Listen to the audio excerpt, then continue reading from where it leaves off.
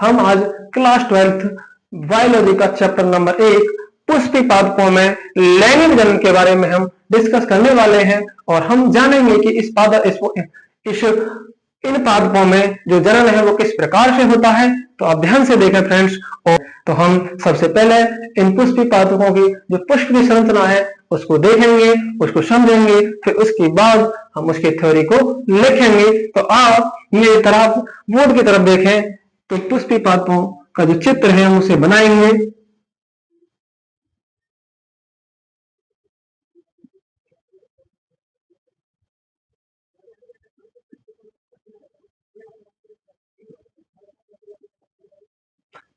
हम इसके अंदर देखें, बीच में देखें तो इसके बीच में एक अंडाशय और अंडाशय के अंदर बीजांड पाया जाता है।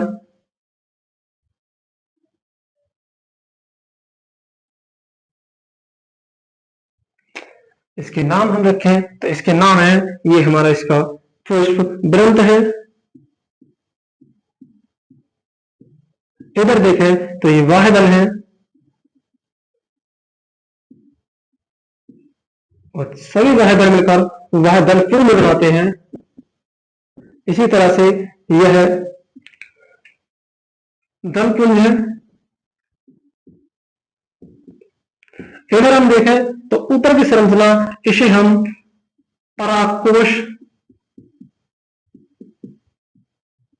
और परागकोश से नीचे वाली संरचना को हम पराग तंतु के नाम से जानते हैं।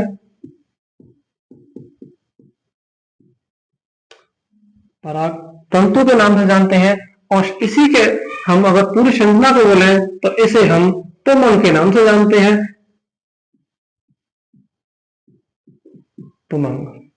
अगर हम इधर देखें तो इधर वाली ये वाली संरचना, इसे हम वर्तिकाग्र के नाम से जानते हैं। और वर्तिकाग्र से हम नीचे एक नली जैसी संरचना को देखें तो इस नली जैसी संरचना को यहां से यहां तक की संरचना को हम वर्तिका के नाम से जानते हैं।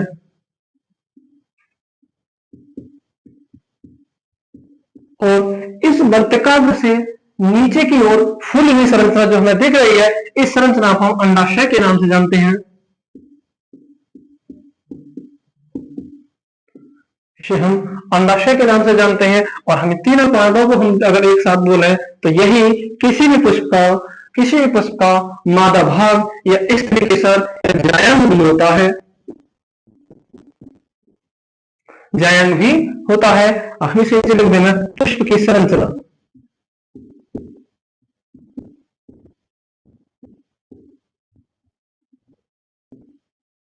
फ्रेंड्स, सभी लोग पुष्पी पादप होते हैं, इन्हें आवृतबीजी पौधों के अंदर रखा जाता है क्योंकि इन पौधों के ऊपर जो पुष्प बनते हैं और पुष्प से फल बनते हैं, अगर हम देखें तो पुष्प से फल बनते हैं और इसी तरह से ये आवृतबीजी पौधों का मुख्य लक्षण है। अगर हम बात करें तो इसको पुष्प को हम मुख्य रूप से 4 भागों में बांटते हैं। नंबर 1 वाह्य पुंज,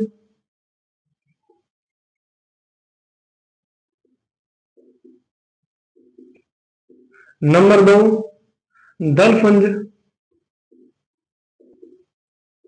नंबर 3 पुमंग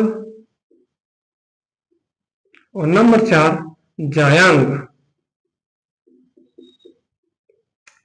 नंबर 3 पुमंग और नंबर 4 जायांग। इसमें अगर हम देखें तो जो बाह्य दलपुंज और दलपुंज है ये सहायक अंग कहलाते हैं। ये सहायक अंग कहलाते हैं, जबकि इसमें जो नीचे दो दिख रहे हैं नंबर 3 और नंबर 4 पुमंग और जायांग, ये पुष्प के मुख्य अंग या जनन अंग कहलाते हैं। जनन कहलाते हैं। यही जनन अंग आगे चलकर जन्म की क्रिया में भाग लेते हैं और पुमंग के अंदर मुख्य रूप से परागकोश में और परागकोश के अंदर ही परागकणों का निर्माण होता है, जबकि जायंग के अंदर अंडाशय और अंडाशय के अंदर बीजांड और बीजांड में ही बीज का निर्माण होता है। तो हम फ्रेंड्स एक एक कर इन सभी के बारे में अध्ययन करेंगे। तो आप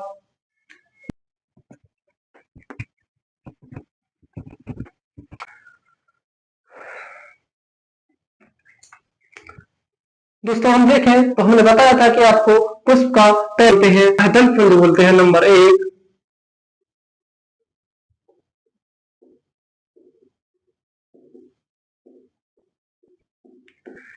ये हमेशा हरे रंग के होते हैं।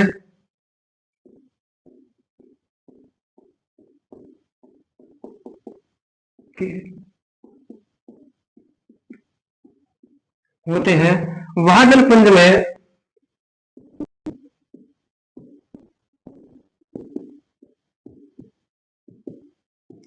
में इनके लगभग एक चक्र में जो दलों की संख्या है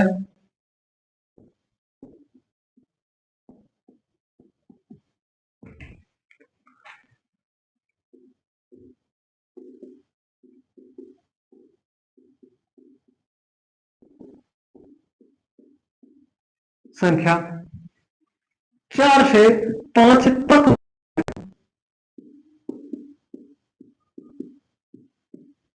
ये हमेशा हरे रंग के होते हैं।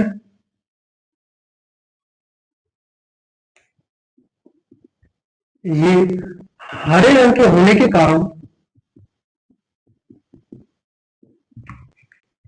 कारण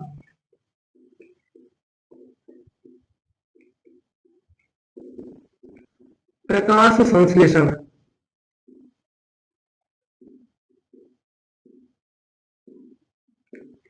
में भी महत्वपूर्ण भूमिका निभाते हैं।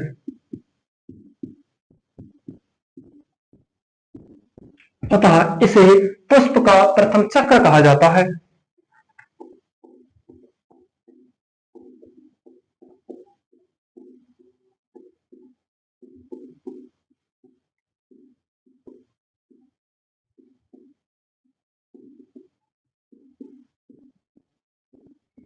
पुष्प प्रथम चक्र कहा जाता है। यह प्रकाश संश्लेषण की क्रिया करके पुष्प को विकसित हो रहे पुष्प को भोजन प्रदान कराने में सहायता देते हैं। जबकि हम बात करें इसके दूसरे चक्र जिसका नाम है दलपुंज, जिसका नाम है दलपुंज। ये सभी पुष्पों में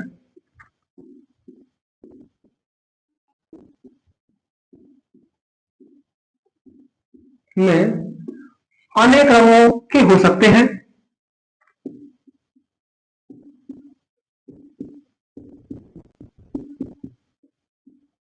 के हो सकते हैं अतः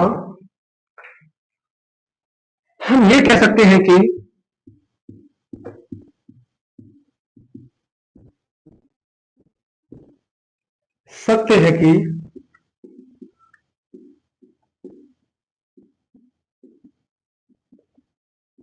यह रंगीन होते हैं।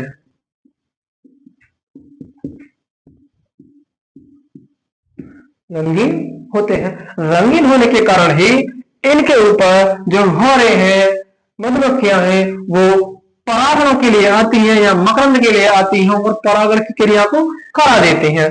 इसीलिए कीट मकरंद या शहद की तलाश में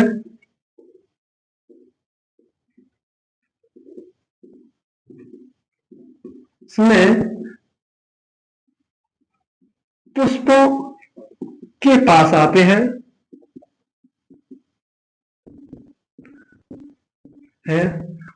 और परागण की प्रक्रिया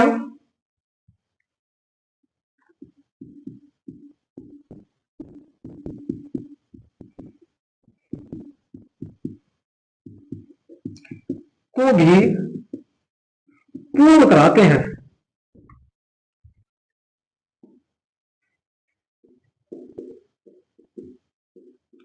फ्रेंड्स देखो, इसमें जो परागकण है जो परागकोश के अंदर है, इन जो कीट है इनके पंखों में या इनके पंजों में फंस जाते हैं, और जब ये एक पुष्प से दूसरे पुष्प पर मकरंद या शहद की तलाश में जाते हैं तो इनके पंजों से वो परागकण दूसरे के वर्तिकाग्र कर जाते हैं। तो इसी प्रक्रिया को हम परागण कहते हैं और इस प्रकार से ये परागण में मुख्य भूमिका निभाते हैं।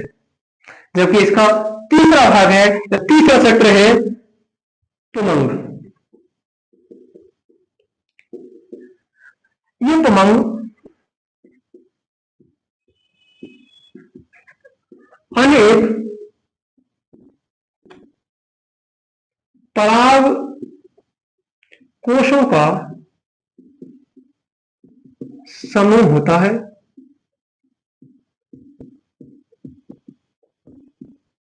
ये पुमंग अनेक परागकोशों का समूह होता है और इन्हीं परागकोशों के अंदर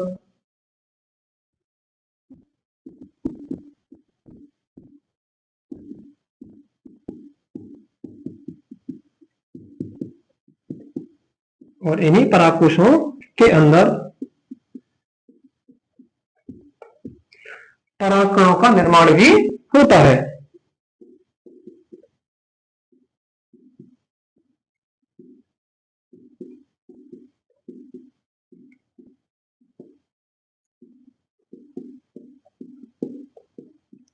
और यही परागकण नर युग्मक भी कहलाते हैं।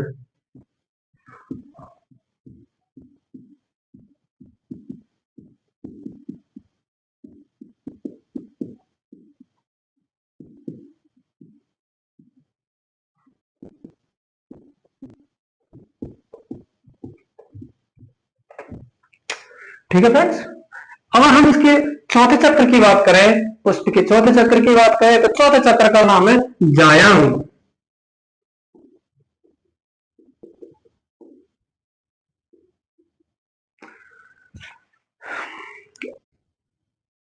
ये अनेक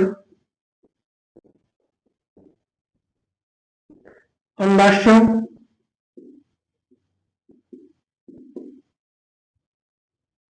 का समूह होता है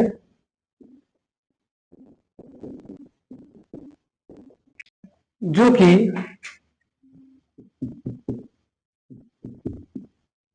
मुख्य रूप से तीन भागों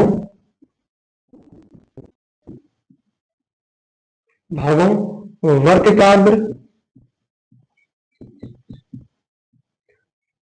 वर्तिका तथा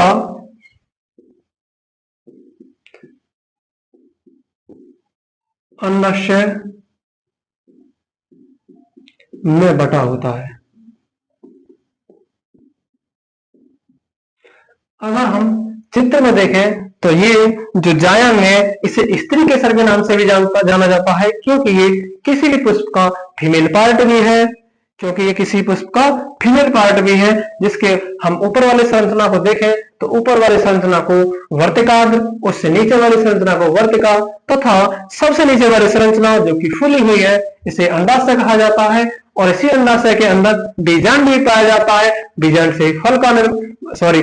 से ही बीज का निर्माण होता है। तो फ्रेंड्स, आप बताएं हमारी ये क्लास कैसी रही आज की। अगर आपको अच्छी लगी हो तो कल हम इससे भी अच्छी क्लास लाने की कोशिश करेंगे।